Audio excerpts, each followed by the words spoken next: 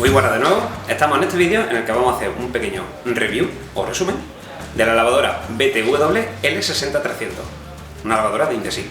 Con esta lavadora de carga superior, recordémoslo, no es la típica que carga la ropa por delante, sino por arriba, un sistema muy práctico y cómodo para algunas viviendas.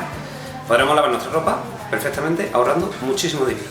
Esta lavadora de carga superior viene en color blanco, es de libre instalación, como podemos ver, e incluye 6 kg de carga y 1000 revoluciones por minuto. Además cuenta con una eficiencia de en la escala nueva. Recordemos que está la escala antigua y la escala nueva que se cambió hace poquito. Con respecto a las dimensiones y el peso podemos decir que cuenta con 40 centímetros de anchura, 60 de profundidad y 90 de alto.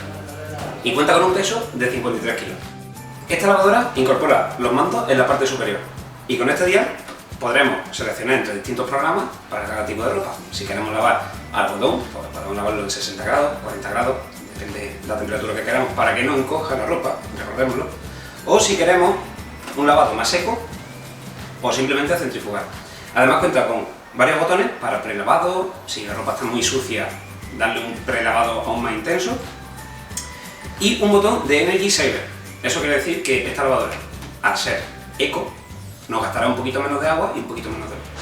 Además, en su puerta interior encontraremos el dispensador de detergente o suavizante, en el que lo echaremos y automáticamente se revolverá y se echará sobre la ropa, y una puerta con apertura superior. Así que nada, espero que hayáis disfrutado este vídeo y si tenéis alguna duda, sugerencia o pregunta, no dudéis en escribirnos, comentar, suscribiros, darle a la campanita y todo lo que necesitéis. Así que nada, nos vemos en el siguiente vídeo.